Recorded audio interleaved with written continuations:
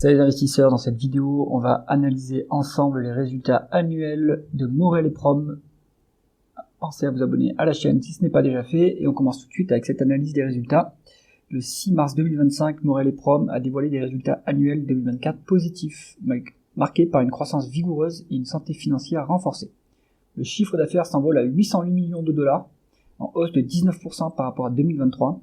C'était 682 millions de dollars à l'époque, dopé par des volumes produits en forte progression et un essor des activités de trading, malgré un prix de vente moyen du pétrole stable à 80,3 dollars par baril contre 79,3 en 2023.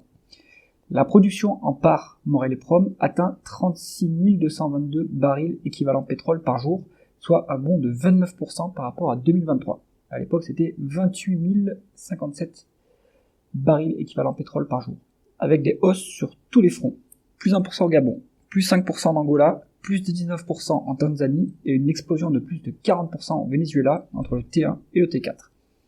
Les réserves d'EP, donc c'est prouvé et probable, les réserves de pétrole dont dispose Morel et Prom via ses actifs. Ces réserves, elles grimpent à 244,1 millions de barils équivalent pétrole contre 182,2 millions de barils équivalent pétrole en fin 2023, soit une augmentation de 34% portée par l'ajout de 80 millions de barils au Venezuela et des révisions positives malgré un ajustement en Tanzanie, moins 11,1 millions de barils équivalent pétrole. La participation dans Seplat Energy, une participation à hauteur de 20,46%, booste indirectement ce total avec 877 millions de barils équivalent pétrole, plus 87% grâce à l'acquisition de MPNU.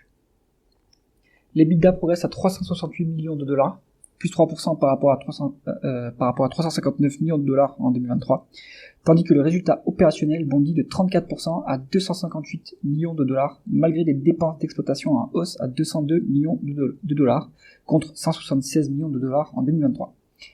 L'endettement bascule dans le vert, c'est-à-dire qu'on a une trésorerie nette positive de 34 millions de dollars en fin 2024, contre une dette nette de 120 millions de dollars en fin 2023. Et ceci grâce à une dette brute réduite à 160 millions de dollars, soit 57 millions de dollars de réduction par rapport à 2023. Les free cash flow décollent à 241 millions de dollars, en hausse de 54% par rapport à 2023. À l'époque, c'était 157 millions de dollars, soutenus par des cash flow opérationnels de 272 millions de dollars et 66 millions de dollars de dividendes reçus.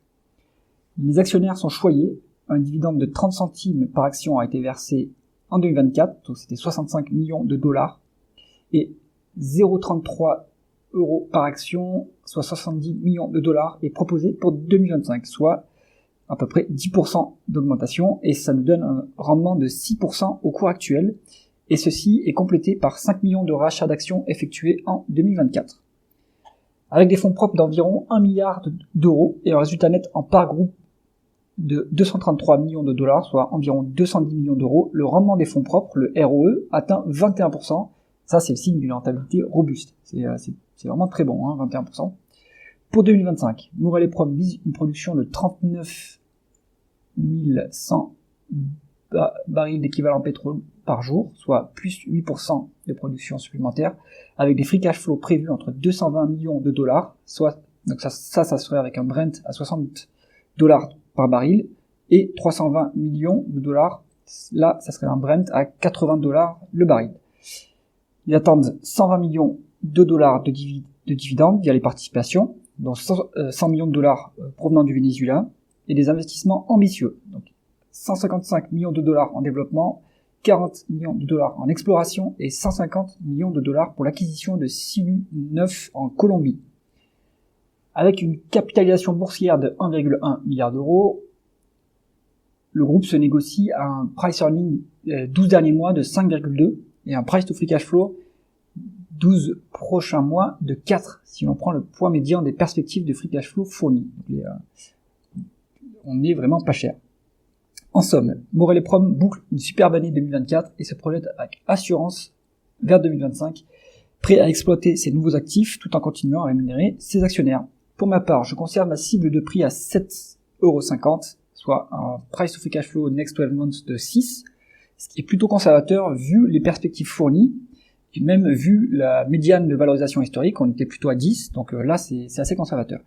Globalement, c'est une bonne publication de Morel et Prom, on continue à progresser organiquement et via des acquisitions, la rentabilité est toujours très bonne, on dépend évidemment de la variation du prix du pétrole, à mon avis le prix du pétrole va quand même un peu baisser sur 2025, mais c'est pas grave, avec en compense en se développant, en produisant plus.